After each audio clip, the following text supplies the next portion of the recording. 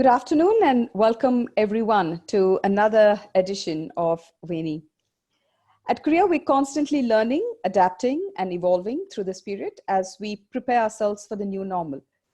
In our concerted efforts to bring to you learning and ideas beyond the borders to the Kriya community, we're going across regions and we're going deep into disciplines. As part of that effort and under the aegis of Veni, we invite Dr. Gautam Menon to today's session. We look forward to hearing from you, Dr. Menon, your work, your perspectives, and quite interestingly on science and society. Thank you for agreeing to be with us today. Before I hand it over to Akhila to talk through a bit around the context of today and to introduce Dr. Menon, a couple of housekeeping notes. Everybody's audio and video has been disabled. You can post your questions in the Zoom chat section of the webinar, and you are quite aware by now how to do that. If you want to post a question to everyone, you could choose that, or if you particularly want to pick somebody to post a question, in this case I will be moderating, so you could just post a question across by picking my name. Just in case the internet has a crash and everybody is logged on, these days we have to be prepared for any eventuality. This session will continue on an audio bridge, and you should have got an audio bridge along with your Zoom dial-in details in case you are not already using it and you've dialed in via your laptop or your phones. At the end of the session, we will handle the Q&A and we'll take it forward from there. And now over to you, Akhila. Thank you. Thank you, Kala. I have a request to everyone. If you feel comfortable, do type your questions to everyone, because it's really nice to see the thread of the questions that are sparked by the conversation. Welcome to the second very special online student edition of Veni's talk series called Where Creativity Meets Critical Thinking. We have Professor Gautam Menon with us, speaking on an extremely hot topic in this post-COVID moment, infectious diseases and how to think about them. I dare say this talk has every chance of going viral. Dr. Menon is uniquely placed to address us on this subject as a pathbreaking scholar and researcher in infectious disease modeling. He is currently Professor of Physics and Biology at Ashoka University, on leave from the Institute of Mathematical Sciences in Chennai, where he is a professor in its theoretical physics and computational biology groups. He's also an adjunct professor at the Tata Institute of Fundamental Research. He works in mathematical modeling in a range of fields, including disease modeling. In addition to his scientific interests, he's interested in science outreach, science policy, and communication. Our moderator for this afternoon is Kriya's own Dr. Anand Sahasranaman, a member of the mathematics faculty in the School of Interwoven Arts and Sciences at Kriya. Dr. Sahasranaman works at the intersection of mathematics and social sciences. His research is focused on exploring socioeconomic processes through the lens of complexity science and computational models. He's also a visiting scientist at the Center for Complexity Science at Imperial College London and research advisor at Dwara Research. I should quickly mention that Dr. Sahasranaman has just published with independent researcher Nishant Kumar, a preprint paper that has been widely cited in the media, Network Structure of COVID-19 Spread and the Lacuna in India's Testing Strategy. Thank you, Anand, for agreeing to moderate this talk. And also a big thank you to Dr. Prathamesh Turaka, one of our SIAS computer science faculty, for being instrumental in bringing Professor Menon in to talk to us. Before I turn over to Anand to moderate, I have a two-part question for Dr. Menon that I think would be of general interest to our audience, given our emphasis on interwoven learning at Kriya. Professor Menon, you first specialized in physics, and then you chose also to specialize in biology, a move that probably involved both intellectual soul-searching and guts when you made it. Can you talk about that decision to diversify into another discipline? And on a related note, most scholars are resigned to toiling in relative obscurity with little to no public interest in or enthusiasm for what we do. What does it feel like for you to be in the hot seat now as a scholar working on infectious diseases in the midst of a global pandemic?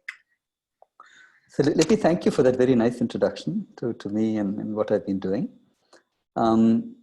As you pointed out, I started off as a physicist. So I spent some years in my PhD and after that thinking about problems really that belonged to theoretical physics. And afterwards, the sort of physics that I was doing, which is really condensed matter physics, which is the physics of materials, all sorts of materials that you see around you, ranging from metals to plastics to pretty much anything.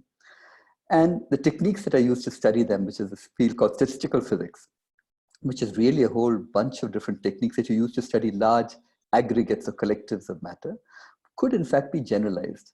And that was a point where, along with many other physicists, typically my age or maybe a little older than me, began to think about biology from a serious point of view. It's not as though physicists had not done this earlier. It's just that the numbers of people who thought of biology as the next frontier for physics to think, for physicists to think about, had suddenly increased.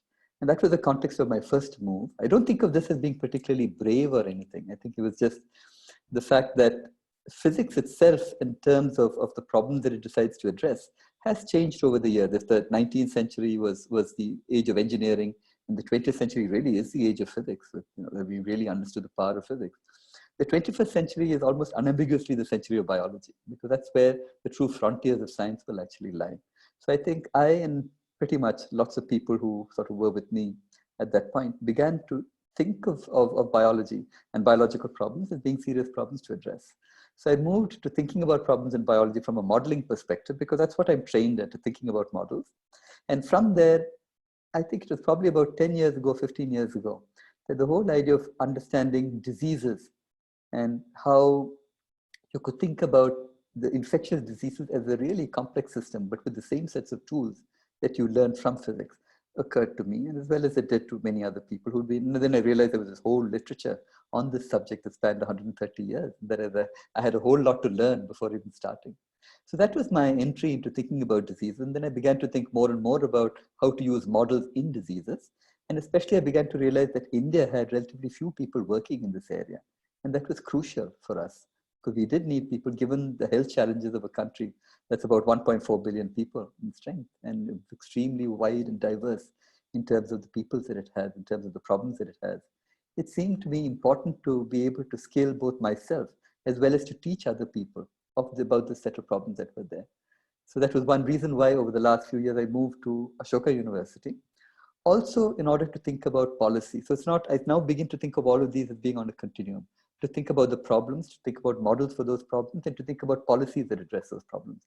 So that's really why I came here, and that's really why I began to think about these problems. I'm sort of surprised that so many people want to listen to me at the moment. And I think it's really because there are not too many people out there in this space who think about models. And I think that sort of gives me, sort of makes me stand out a little bit behind the background.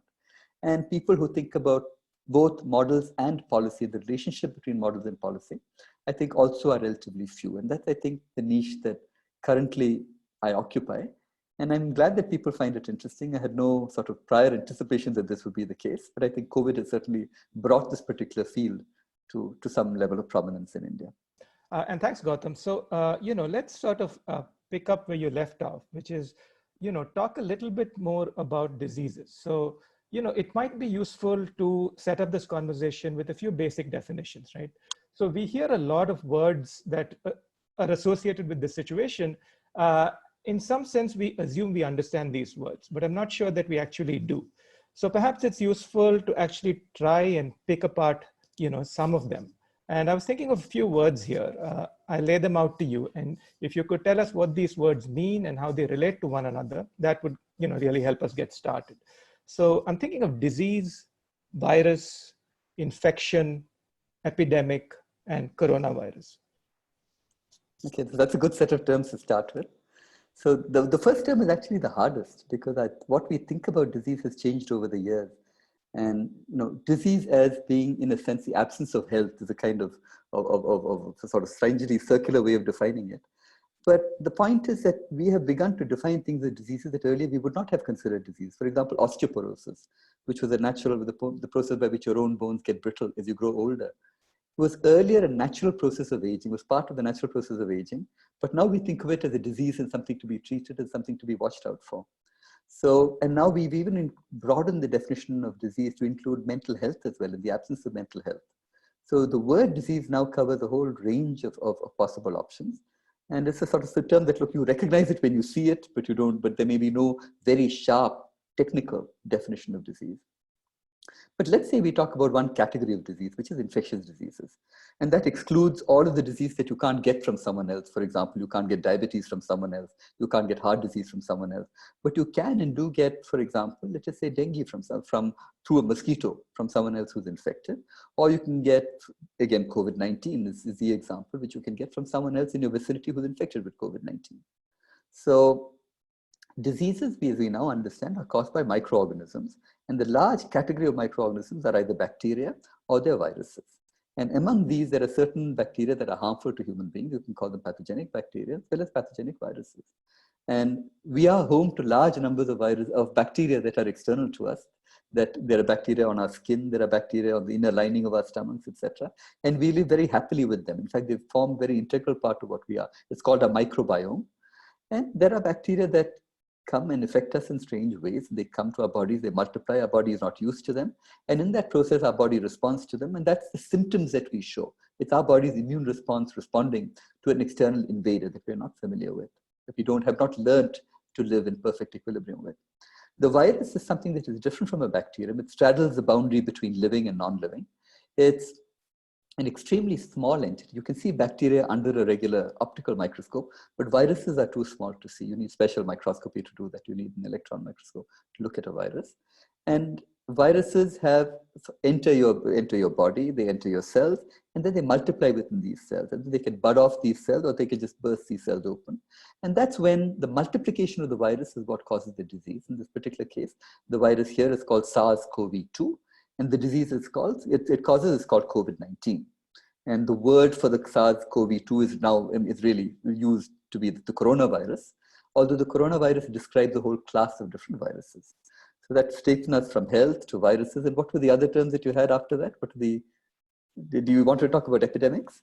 Yes, I had mentioned epidemic as another word that we needed to get a handle on. So in diseases that transmit from one person to another person, for example, the SARS-CoV-2 virus that is responsible for COVID-19 is a respiratory virus that transmits through droplets that are emitted when, for example, someone sneezes or wipes their hand across their mouth and then touches some surface which someone later touches. Because of this ability to transfer from person to person, if I am sick, I can make you sick, even if you weren't sick earlier. You would be susceptible to the disease. I might be infected with the disease, but after I infect you, you become infected too, and you can pass that disease on to other people. And this expanding circle of infected people, as it becomes larger and larger until it becomes a significant fraction of the population, let's say even at the level of 0.5% or 1%, that's still a very large number if you take a population the size of India. That's when you talk about an epidemic that spreads. And an epidemic that spreads over multiple countries is a pandemic. It's really a problem that the whole world is facing. And right now with COVID-19, we have about 225, 226 countries which currently have cases of COVID-19. So that really is the classic definition of a pandemic. It's an epidemic that has crossed all boundaries between different countries to become really a problem that the whole world is facing. Thanks for that, Gautam. So now I want to sort of make a connection between physics and biology that you talked about, and really want to talk about how we go about modeling such phenomenon. So, I mean, this talk is going to be focused on modeling epidemics, but perhaps there are basic principles that underlie the modeling of any phenomenon in the real world. There was an article on epidemiology that you had done in the Wire Science, and there was one statement that I thought went to the very essence of modeling. You said that the very act of modeling requires that we ruthlessly eliminate extraneous detail. Can you talk to us a little bit about the science and the art of modeling? That's a great question. So I just want to point out that sometimes people are sort of more respectful of the word modeling than they ought to be. All of us model all the time. We model what might be happening around the corner. We model about, is this little twig that lies in my path, is it a snake or not? What's the probability that is the case? So whenever we attack our lives every day by attempting to predict what is going to happen in the future, by making sense of the many things around, those are mental models. So the models that we talk about when we talk about disease are in a sense derived from those mental models. They abstract from what we think might be happening into mathematical equations and terms and make with various simplifications there. And that's in a sense where the art comes in, the art of the modeler comes in. And for that, a training in physics is actually very useful because physics really is the art of how to model things.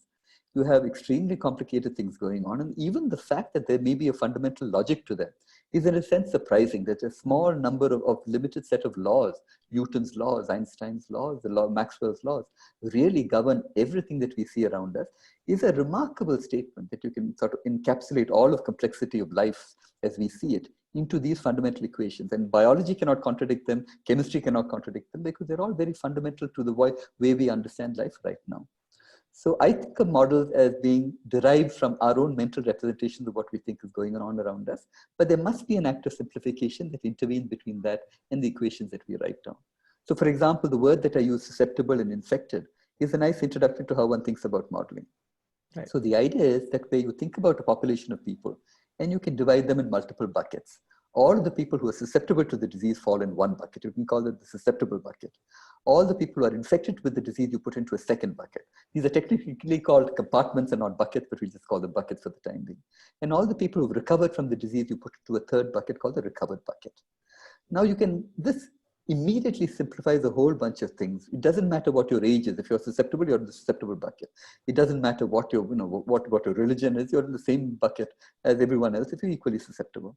And then you can imagine the act of being infected as moving from the susceptible bucket into the infected bucket, and the act of recovering from the disease is moving from the infected bucket to the recovered bucket. So that introduces a huge simplification. When we know about people who fall ill, we think about them in a very personal way. They're uncles or aunts or sisters, and we know things about them that other people don't know, all sorts of facts. But none of this matters to the inexorable progression of the disease. And that's really the level of simplification that we want. We want to reduce it from all the complicated things that people actually are into just how they can be represented in terms of the disease. That's really the modeling step. And the step that follows from that is to write equations that tell you how you move from a compartment to another compartment. Right. So I think that makes a lot of sense. And I think, one of the challenges of modeling, and, however long you do this is, what is that level of simplification at which you're getting, predictions from the model that are not trivial.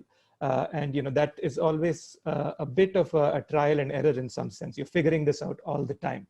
So given that context, and it's great that you've already introduced us to these notions of susceptibility, infection, and recovery, perhaps, we are ready to begin exploring the classic model of epidemiology, the Kermack-McKendrick SIR model.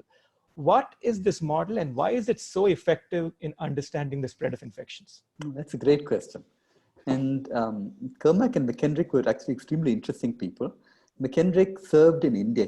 I think he worked in India for a period of several years. He was part of the the Indian Medical Service. And then he went back to the UK after some years. And he was a doctor. Kermack was a chemist. And Kermack worked in Edinburgh for many years. And Kermack had a remarkable intuition for mathematics, which he didn't really use as a chemist, but it turned out that there was a laboratory accident where he was blinded in both eyes and could not do chemistry anymore. Where at what point he began, his mathematical skills came to the fore, and he and Kermack and McKendrick together, influenced by McKendrick's experience in India. So what they did was to write down the first and most important model for disease that follows the sequence that I told you, the susceptible, the infected, and the recovered, by writing down the first set of equations that described how you move from these buckets to buckets. And the sort of highlight of their work was to look at data for the epidemic in 1906 of plague in Bombay, and for which you had week by week data of the number of infected people who turned up at the hospitals in order to be treated. So the idea is that you can take someone who is susceptible and make them infected only in the presence of other infected people. If there were no infected people at all, I would never be infected if I was susceptible. So this relationship between the infected and the susceptible, and the fact that they have to be interacting with each other or in proximity with each other, that's an important component of the model. So if I have a susceptible person, I expose them to an infected person, there is some chance that they will become infected in turn. So they move from the susceptible bucket to the infected bucket. And then after that, it doesn't matter. You recover on your own. Typically, viral diseases are self-limiting in many cases. So within about 5 to 7 days, assuming nothing worse goes wrong, then you will be transferred from there to the recovered bucket. And once you're in the recovered bucket, you will have some amount of immunity to the disease. It might last for a few months. It might last for a few years. It might last a lifetime, depending upon the particular disease and your ability to encounter it again. But that's really what Kermack and McKendrick, these two remarkable people, did. So the plague epidemic was 1906. Kermack and McKendrick wrote their paper between 1926 and 1929. Many years passed in between where everyone just ignored their work completely. Until the late 60s and the 70s, the people suddenly realized that, look, exactly what we needed is there in this work that was done 40, 50 years ago by these people. And then that work became popular again. And these ideas are the cornerstone of every modeling exercise that we use today. This ability to divide populations into compartments, the ability to simplify the states that a person can have with respect to the disease are really crucial to thinking about how we think about infectious diseases today. You know, what I was saying was that it is that very simplicity that makes the model so easy to understand and sort of communicate. Now, this model, like you said, has been with us for, you know, close to 100 years. And in that period of time, we've seen, you know, many different epidemics at, you know, vastly different scales. Now, if I were to ask you, you know, practically, how useful has this model been in you know, predicting the progress of specific infections in the past? Can you give us examples? Can we reasonably claim, for instance, that lives have been saved because of the insights from this model? The usefulness of the model, or what is most often used for, is typically at the beginning of the epidemic to determine how fast it spreads. And that's again a nice idea to explain because it's a very intuitive idea. And the idea is that of something called the basic reproductive ratio. So the idea is that if I have one infected person, how many people on average do they manage to infect? So if I infected 2 people and those 2 people went on to infect a further 2 each, and then they went on to infect a further 2 each after that, you have the sequence of 1, 2, 4, 8, 16, 32, etc., etc. And that's a series that grows exponentially. If you remember the old story of the chessboard and the king and his courtier, when the king wanted to reward his courtier, the courtier said, just put 1 grain of rice on the first square of a chessboard, 2 on the second, 4 on the third, 8 on the fourth, etc. And I will be satisfied with whatever you give me at the end of it, with whatever there is on the last square. And you and I know, and people who've thought about this know, that that is an incredible amount of rice. And even though it starts off with such small numbers, that's the nature of exponential growth, that it can very rapidly become very large numbers over there. So that's the idea behind a reproductive ratio, and each disease carries with it a basic reproductive ratio. That's a very shorthand description of how infectious that disease is. So the first attempt with any disease is to try to estimate that, because that really tells you how fast is it going to spread across the population. So many public health strategies are predicated on estimating that particular number. And so everything that you do after that really depends upon that question: how fast you expect it to spread, and how do you tamp it down? How do you reduce that number effectively from what it is? So you may have heard of this term flatten the curve, which you and I'm sure many people in the audience may have heard of.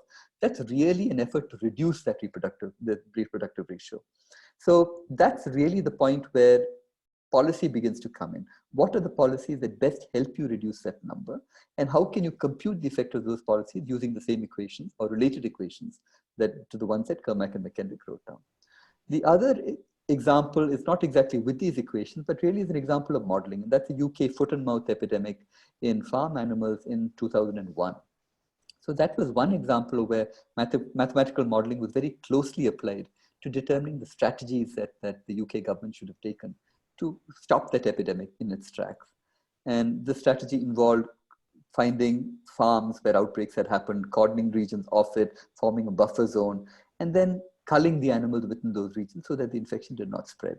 That was the strategy that the UK government pursued, was very closely determined by the mathematical models. They had 2 groups of modelers that were independent of each other, and these kept talking to each other. Their estimates were kept on being refined, and the government acted upon those estimates and prevented what could potentially have been far more damaging to the UK agricultural industry than just not doing anything. Okay, so given that, you know, this background and the context that we've set up, let's actually talk about the current COVID-19 crisis, right? So there have been a number of detailed models that have been created for India. So let's talk about COVID-19 in India. There's been a few models, the ICMR model, the CDDEP model, and a few others that have tried to make somewhat precise predictions of the path that this epidemic will take in India. Now, one is, if you could just briefly talk us through what these models are telling us, and 2, you know, given the predictions of these models, how should we understand them? In what way should we look at the numbers that are popping out of these models? Okay, so that's a great question. And as I said, all of these models in a sense, inherit from the original SIR, or susceptible, infected, recovered model of Kermack and McKendrick. They just add more compartments to them, because as we know more about a disease, we know more about the fact that there are additional compartments that we should worry about rather than just CC. So just to give you an example, one simple model for the COVID-19 adds one more compartment. It's called an exposed compartment. So you can go from being susceptible to being exposed to the disease, to being infected, to being recovered. And there is a debate now about whether even if you're in the exposed state where the virus is building up in your body, in that state, can you infect other people? And it's just in that state that's now expanded from just what was earlier the simple infectious state. That's one question that you could ask. You could say another interesting feature of COVID-19 seems to be the presence of a large number of people who are infected but don't show any symptoms of the disease. So that's what makes it very special, because you can have, let's say, 80% of people infected with the disease will not really show you any symptoms of that disease. So it's very hard even for them or for someone else to know that this is a person who we ought to quarantine because they have the disease with them. So that's just a somewhat more complicated version of the models. And now we're all building up to working on more complicated models like that. So as you said, there have been a number of models. The ICMR model is a simple, susceptible, exposed, infected, and recovered model. The CDDEP model, we don't know too many details about that model, as I pointed out, and that really makes it hard to critique it in any meaningful sense. But I would imagine that it is built on the same building blocks as these other models are, because that is again fairly generic to how we think about it. There's a model that a former colleague of mine at the Institute of Mathematical Sciences, Rana Jadikari, and his student and his postdoc Rajesh Singh had worked on. That is a simple SIR model, but they ask a different set of questions of that model. And there's a model from the University of Michigan, which is a statistical model, a little bit like the SIR model, but treated in a somewhat different way. So the point that I want to make is all of these models are essentially equivalent in the way they're constructed. They may have a few more bells and whistles, but the philosophy that goes into them is the same. You want to understand the progression between a susceptible to infected to recovered as you move across these states. So that sense, the guiding philosophy is the same. The numbers they extract are different. And much attention has focused on numbers like how many are going to be infected in India at the peak of the epidemic. How can we estimate that? How can we estimate across different states what the numbers will be like? How do these numbers relate to the numbers of hospital beds and ICU units and ventilators that we have, which really is a fundamental question when in public health planning for an epidemic. So the issues with all of these models are a bunch. One is some of these models are a little too simplified. They may be simple SIR and not the more complicated SEIR. Some of them may not include these states that are asymptomatic, which we think are important, but only worry about symptomatic infections. That's another point. And so one is model complexity and its ability to deal with what is actually happening with the disease. And the other is the assumptions that go in terms of what are the true numbers that help to start this epidemic off. Are we talking about 1% infected in Bombay? Are we talking about 10 or 100 or 1,000? How do I determine the trajectory of where I will be tomorrow or day after or a week after that based on that initial number? These numbers are very hard to get. And that goes back to an issue of the fact that there should be more transparency in the way government reports these numbers and makes them available, which now really is absent. So we don't have a very good sense of what those numbers ought to be. And we do need to test more simply to find out what are the initial states from which we must start in order to be able to predict. So as a modeler myself, I'm deeply sympathetic to the problems of modeling. I can understand where they come from, and but I also understand the need to have better and better models in order to be able to predict anything, because our whole public health strategy is predicated on the fact that we want to know what's going to happen a week from now, 2 weeks from now. Did the lockdown work? Did it not work? All of this is very crucial for us. Perfect. So I think, you had pointed out that, this model sort of predicts this exponential growth in cases, right?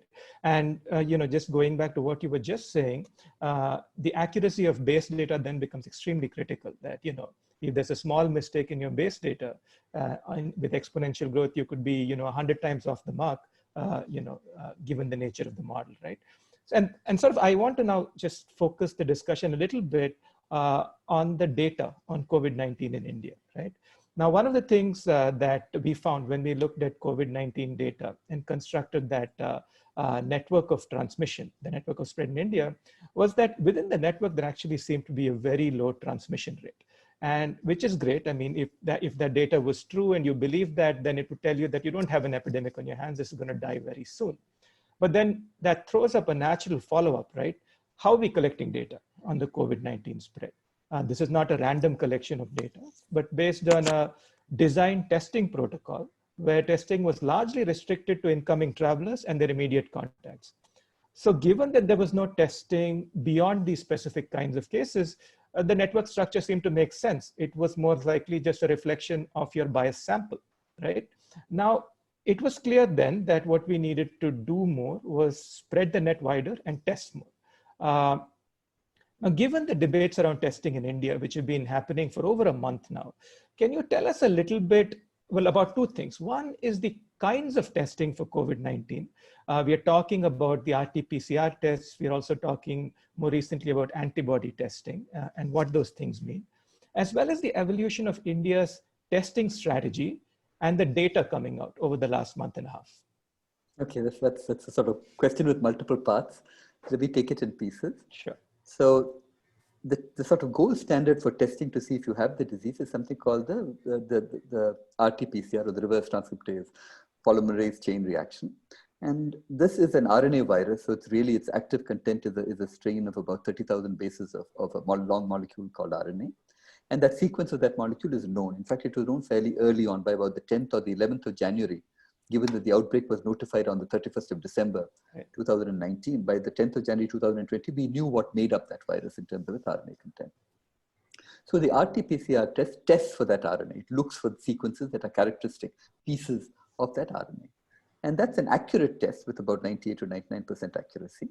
And it's very useful at the point where your system is still dealing with the virus. At the point where you've been infected, the virus is building up in your system, but your immune system has not fought it back completely. So you can expect that these tests will be most accurate right in the beginning. They will sort of peak later. But once your body has managed to get rid of the active infection, it will not have the ability to sense these small amounts of RNA, although they could still hang on. They're not useful in any sense. So once you're cured, this test is less useful in determining whether you have an active infection or not. That's when these other tests take over. And those are tests that detect your body's response. The RT-PCR detects the virus itself, but the serology tests, the ones that you were referring to, the second category of tests, they detect the antibodies that build up in your body as a consequence of exposure to the infection. So your body, your immune system fights the infection by the virus. It does it by creating certain proteins called antibodies that bind to specific targets on the virus, on the protein coat of the virus, for example. And these are very specific to that particular virus. So once you have those tests, unfortunately, what happens is that your body builds up that response only somewhat later. So a little later, let us say between 10 and 20 or 30 days, that's when your body's response in terms of these antibodies that it's making actually builds up. So these last in your system for a while. So the serology tests or the antibody-based tests are very good for detecting whether you had an infection in the past. So if you ask the question, what fraction of India currently has already had the infection but didn't quite know it yet? That's a question that can be answered through good serology tests. If you're asking which fraction of India actually has the infection, that's a question that you can answer using the RT-PCR test. Okay. So the second part of your question was the strategy of testing. Yes, how that has changed and what the data is telling us. Okay, so that's a great question. And exactly as you pointed out, the earlier strategy for testing was very limited. It only looked at people who were coming from abroad, from then known COVID-affected countries. It advised them to, if you had symptoms, then you were quarantined. If you didn't have symptoms, you were advised to go home and keep track of your symptoms for a certain while. Your contacts were also asked to keep track of their own symptoms. And if at later point you developed a symptom that was characteristic of COVID-19, then you would be quarantined and tested. So there was no automatic testing of people, of everybody who came back. And that would certainly have missed people who, as I said, were asymptomatic for the infection. You were only really looking at people who were symptomatic for the infection at that particular point, and only they and their close contacts were actually being tested.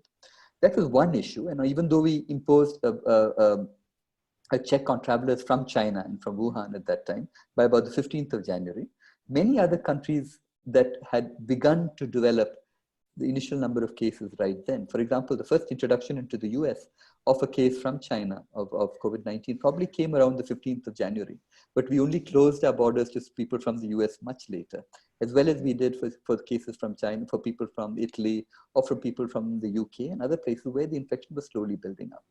So I think it's fair to say that it's very likely that we would have missed cases that would have been coming in simply because they didn't show up. They didn't show up on thermal scanning. And of course, you can fool a thermal scanner by just simply having a paracetamol within 2 hours before you actually pass through the scanner. And as I understand, a number of people did that for fear of being held up for fear of this disease. And that certainly would have skewed the numbers considerably. Now, it's only around, so with that strategy, you're almost guaranteed never to find out if anybody outside this charmed circle of people who come in from abroad in the close contact ever develop the disease. So this whole background that you expect, because you really don't expect that you caught everybody who was coming in and you managed to track everybody. They must have infected other people who would have themselves infected still more people. But the testing strategy was guaranteed to not tell you the answer to that particular question. It's only around the 20th of March that things changed. And then the government decided to test people who were reporting with cases of what are called severe acute respiratory illness, or influenza-like illness, both of which have symptoms that mimic those of COVID-19. So at that point, doctors were allowed to send these people for testing, and that broadened the pool of possible testable people over there. And right now, I think it's even more broadened a little bit. So if you have COVID-like symptoms, then you can be tested.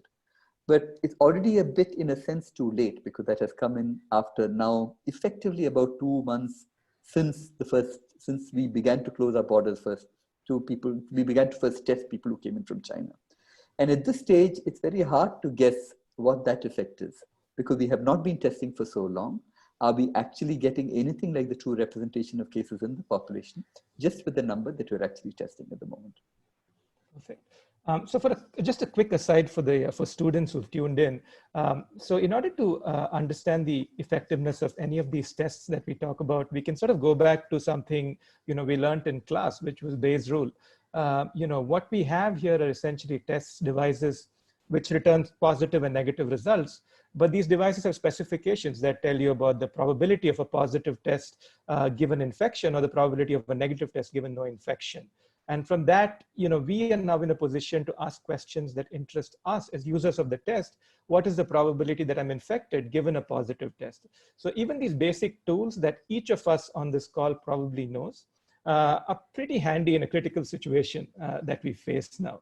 So getting back to the lockdown, see, the central question, Gautam, I think that faces us now is how effective has this lockdown been? Because we don't know what's going to happen. Most likely people say it's going to be extended.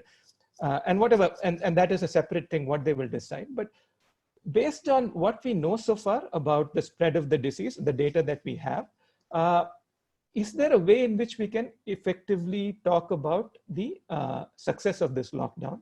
Do we have enough data, for instance, to make decisions on what people are calling hotspots of the disease, and this notion of calibrated opening up across different geographies? Can we meaningfully talk about or answer these questions at this point? So that's again a very good question. So one answer would be that you can succeed to some extent by being purely reactive. Look for places where there are hotspots, look for places where there are certainly a somewhat larger number of cases than you might expect on the background, and immediately geographically isolate or quarantine them, make sure that other people don't come and get the disease there, and test everybody in there and treat people systematically. So introduce distancing measures within that region and test more intensively in that region than you would otherwise, and apart from isolating people from outside. So that's a very reactive strategy that is really predicated on the here and now. Right. That doesn't really tell you the long-term perspective of what might happen. Do I expect this to increase? Do I expect every state in the country to have a steadily increasing number? How many districts will I have to do this? We have 720 districts. What's the region that I will have to geographically quarantine? That's where models are useful, but as I say, models are only as useful as the data that you have to put into them. And if that data varies over an order of magnitude, if I don't know whether it's 0.1% or 1% or 10%, the predictions of my model will go completely awry. And this is something that we need to solve. And one way of solving it is just to have large-scale surveys based on serological data, just to determine how many people in every little part of India have potentially been affected by the disease. So the numbers aren't too bad. If you say 1,000 tests per district, at 720 districts, that's 720,000 tests. That's not an outrageously large number. And as we know from political polling, even 1,000 tests will actually tell you something. So I would like to see some level of testing at that level, just to figure out how many people are actually infected or have been infected in the past, That will give us valuable epidemiological information that we can then feed into our models. Apart from that, I think the government strategy is sensible. I think the only point I might disagree is I'm not sure that further lockdowns are called for, especially large-scale pan-India lockdowns. And even full statewide lockdowns, I'm not sure is the right strategy at this point. The reason is that a lockdown has a specific purpose. And in a sense, the government, in my opinion, took the right decision at that point, although you could always argue about implementation. Given what we know about how the disease spread in Italy or in New York or in the US and other countries, we know that an epidemic has its own logic. It takes off exponentially, and unless you do something to cut it off right early enough, you're left with a situation that is completely untenable. So I think that move was good, but the second part of that is you should use a lockdown in the right way. So use the lockdown to identify cases, isolate those cases, as well as put infrastructure in place, large numbers of mobile hospitals, ICU units, ventilators, PPE, all of this stuff. I think we've been making some progress with that second part. We've been making some progress even with the first part, in terms I think all of us have seen examples of local health officials and corporation officials come home, find out how many people there are in the family, ask questions about your health, etc. So that level of monitoring has been going on. I'm a little more concerned about the fact that some areas seem to have taken the distancing idea very seriously.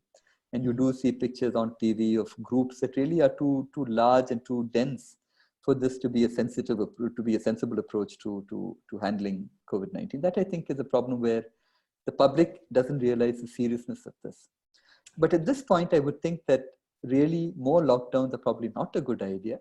Maybe some situation of a shorter lockdown, coupled to more testing, certainly, right, so that we can figure out, coupled to identifying hotspots where you have a certain number of cases and tamping them down. I think some combined strategy for this is really the best way to go. Great, thanks, Gautam. So I want to talk about something a little bit different, but something that you've been closely involved in, which is countering the widespread misinformation around COVID-19, not only in social media, which we kind of expect by now, but also from official sources. For instance, we had for a while the Ayush Ministry talking about effective preventives for COVID-19, then that stopped. We have the usual cow, urine, dung, those kinds of tropes doing the rounds. And more worrying, but though perhaps not unexpected, was the attempt to lay blame for the entire epidemic on a single event in Delhi. Now, the reason this becomes important is that many people believe and spread these beliefs within their networks. And this is dangerous because, a collective false sense of, immunity, cure, blame, whatever it is, could be damaging to efforts actually aimed at containing the epidemic. So given this sort of very wide variety of misinformation floating around, how do we as scientists or science communicators counter this? Again, very hard question. I sort of see this on various family WhatsApp groups all the time. There's a lot of misinformation that actually floats around. And the question of dealing with it is a hard one. And for example, when I wrote an FAQ for India Biosciences about COVID-19, one question was, sort of the answer to the question was, what about homeopathic remedies? What about Ayurveda? What about Neem? What about this? What about that? And so the answer, I found that a bit of a delicate question to reply to. So, because this also enters a question of people's beliefs and what they find, in a sense, natural, given what they have learned throughout their lives. So the answer that I gave finally was, believe what you want, but do everything that is required for you that Western medicine or what we know about diseases actually tells you. As long as you do that, wash your hands carefully, wash surfaces that you and other people touch, make sure that you practice physical distancing. You can do whatever else you want, that doesn't matter. But it's paramount that these things go together. And I think that really cuts to the question of what's effective communication. And one extreme school of thought is that you should tell people that everything that they think is completely wrong, which in many cases it probably is. But the other thing to do is to try and co-opt those beliefs into the larger service of what it is that you want to do. And the other example that you pointed out of the single event in Delhi, which has now been assigned a lot of blame. And I find that the Tamil Nadu government's response has actually been very sensible. It has not demonized the people. It has asked them to come forward. And that's extremely important, because the danger with demonizing a particular community or a particular group is that they will just go underground and not report the fact that they're feeling sick, which is again very crucial.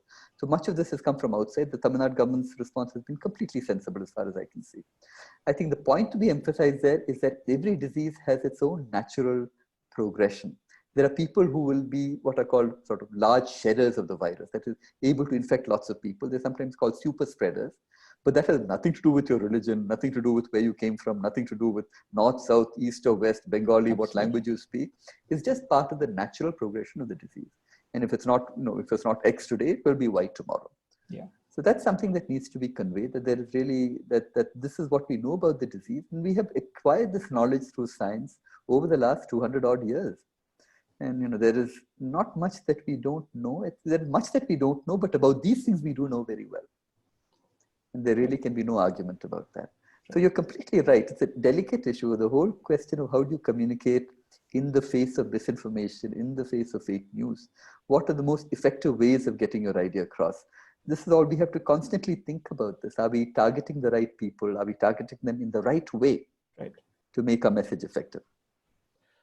So just one last, piece that I wanted to touch with you, which is related to this problem of misinformation. It's a question of ethical responsibility. Given that the spread of the virus has led to a proportional increase in the fear about the spread of the virus, there is clearly an onus on communicating clearly but truthfully and without raising panic. So in this context, how do we think about raising uncomfortable questions about government policy, strategies, or for instance, if you point to hotspots of spread and the potential extent of devastation it could be caused? I mean, these are all very nuanced sort of discussions, but you want to put them out because they're important to the current discussion at the current time. So in this context, what does it mean for a scientist to be ethical or to do the right thing? Again, great question. So, I think we are human beings first and then scientists. So as human beings, we do have an ethical responsibility to our society that we function in.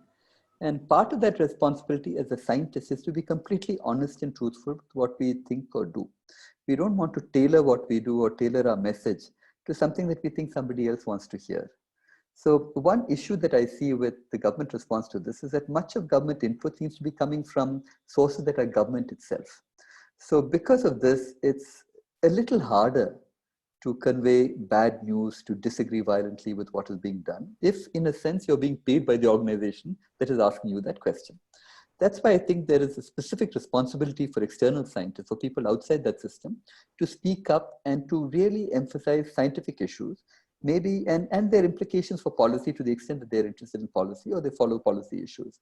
But it's very important to have independent voices for that reason. And I think that that is the role that people like you, people in institutions like ours, can actually fulfill. We are not, because our advice is independent, we can afford to be completely truthful in what we say, and with the hope that someone will listen to it, at least as an alternative to the sort of other information that they're getting. And hopefully government is listening to all possible voices and will synthesize this in some appropriate way.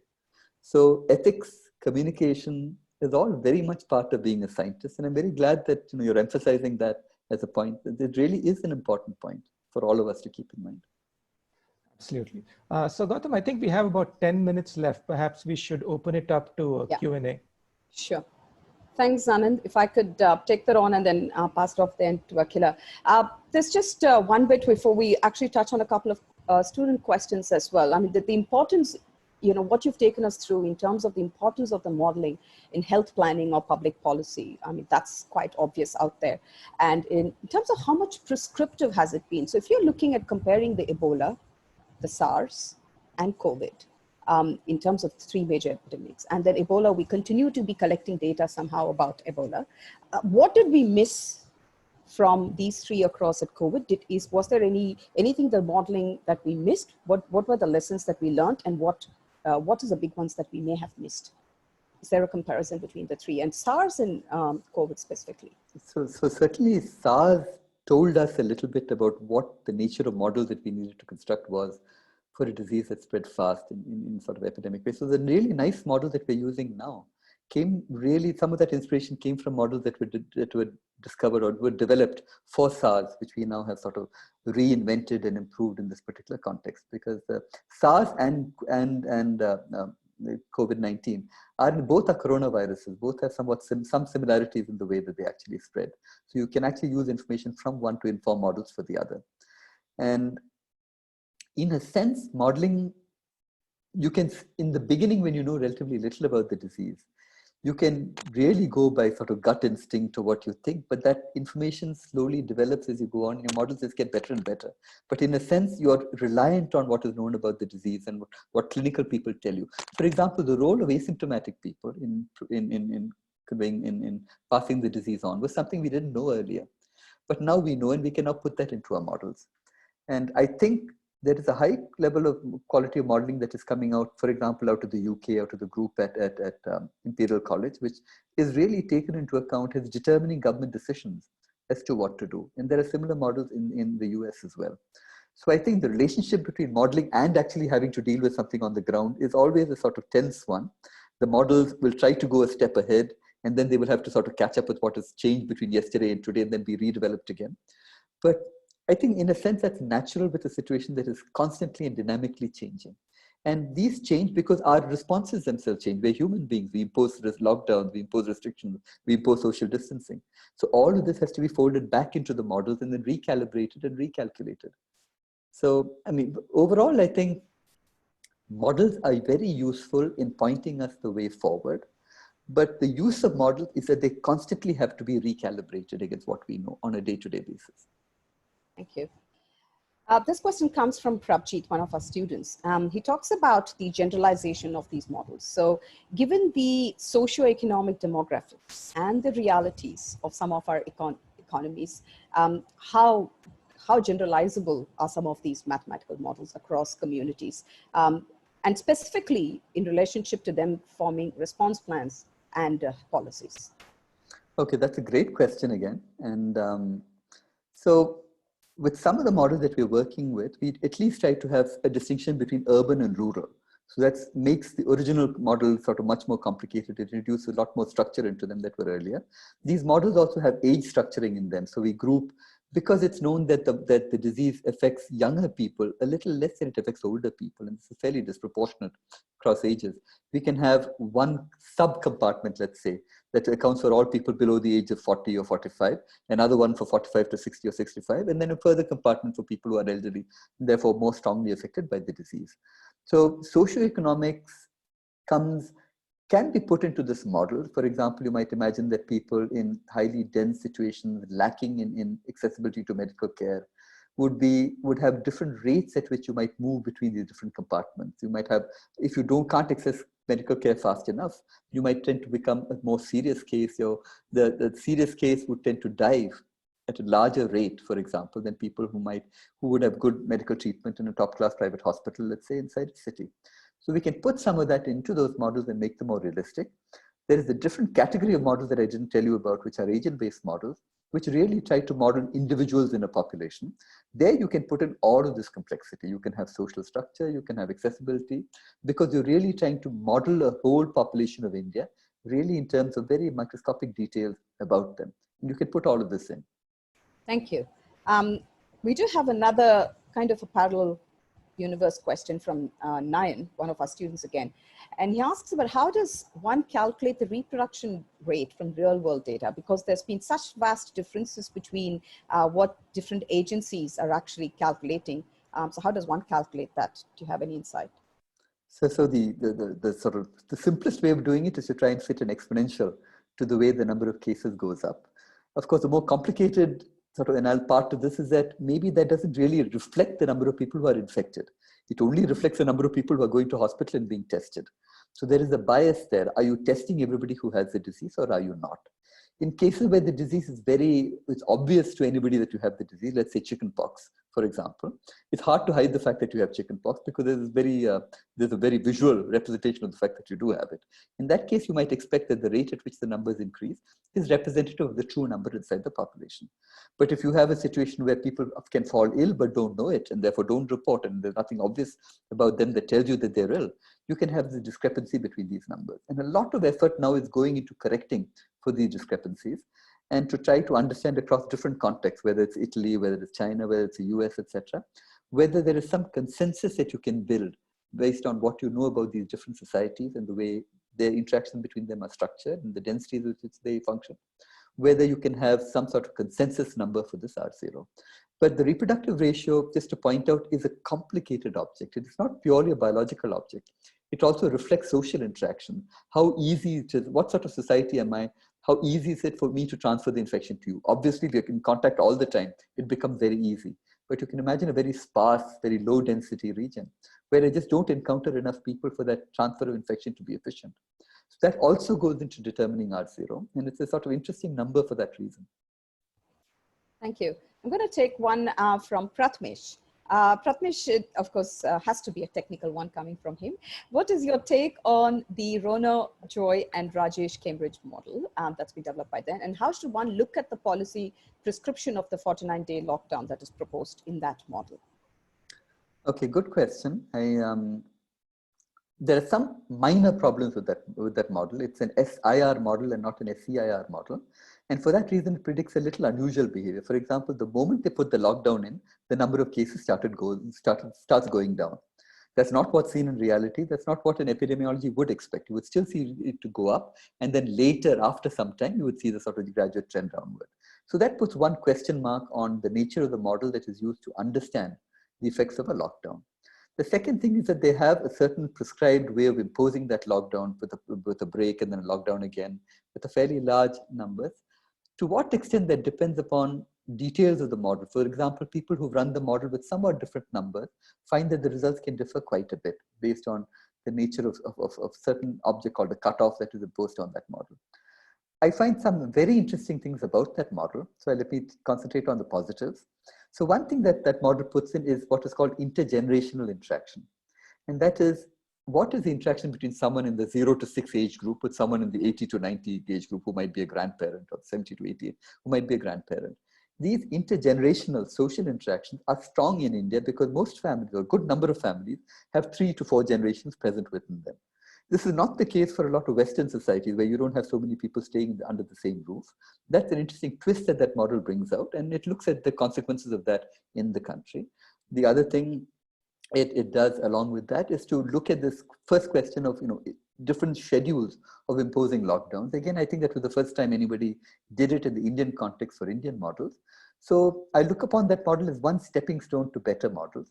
And certainly the models that we're developing now are really far more complicated, have more compartments, have much more that is known about the disease now. So we can do exactly what they did, a schedule of lockdowns, increased testing, various types of interventions that they did not think of. So in that sense, I would think of the model that we are working on currently as improvements on that model. But that's the nature of modeling, that every successive model builds on previous models as we learn more. Thank you.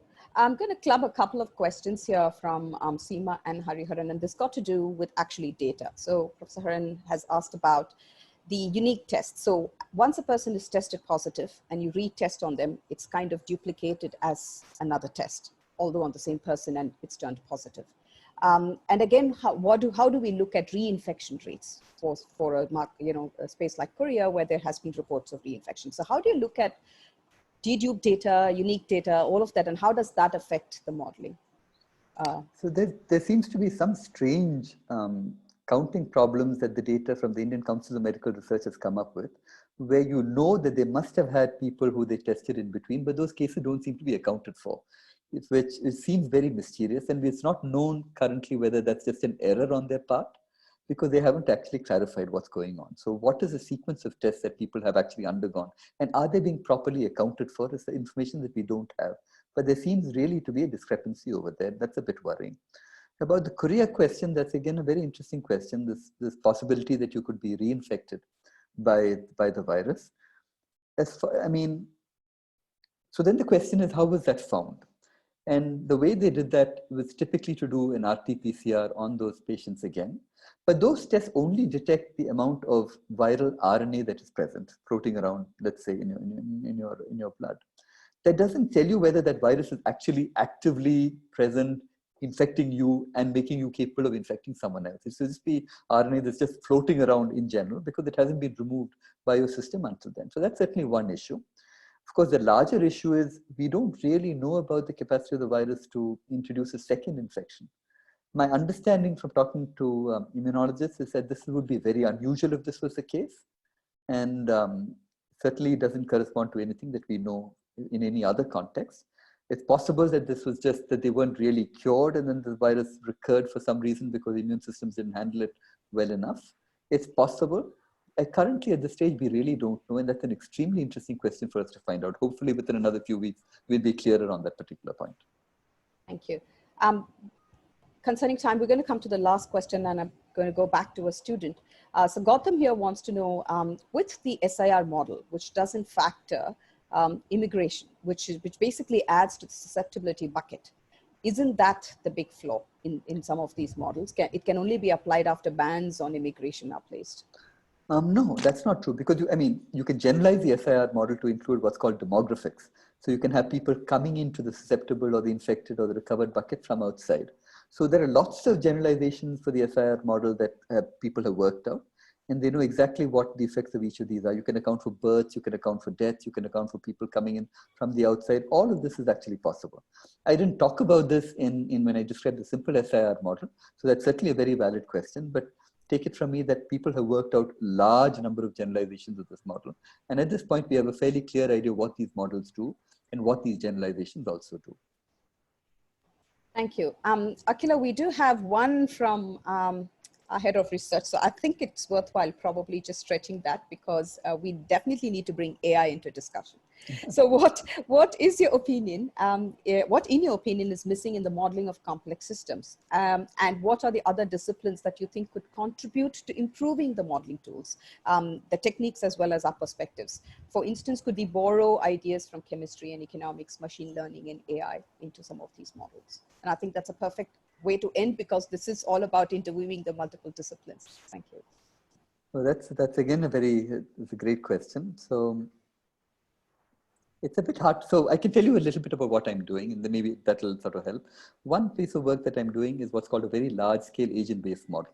What we want to do is to represent a reasonable fraction of the population of India as individual agents on the computer and then ask what happens when I start an infection off on the computer and ask, how can I relate it to what I actually see?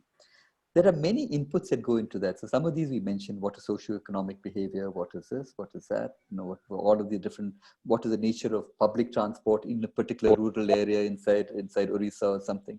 All of this I would have to do if I want to build a really realistic model. But then we get into the realm of big data and descriptions of large amounts of data and the ability to contract that into information that I can actually use in models of this type.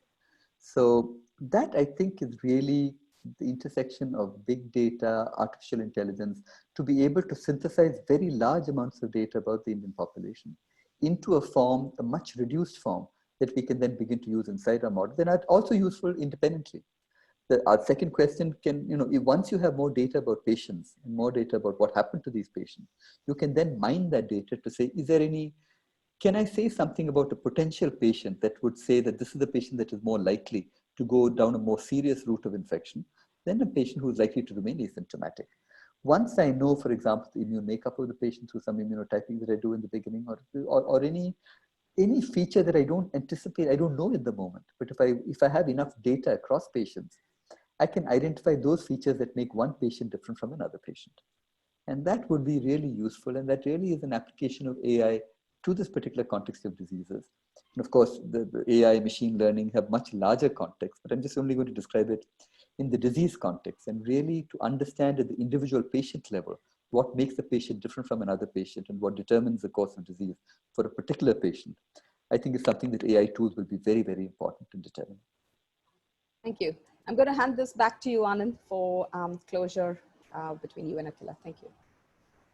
Thank you. So I guess all that's left for me to do is to thank Professor Gautam Menon for taking the time out on Saturday to come and talk to us generally about modeling epidemics and specifically about the spread of COVID-19 and the response in India. So thank you very much. We look forward to having you in campus once once we have more clarity on how this situation sort of ends.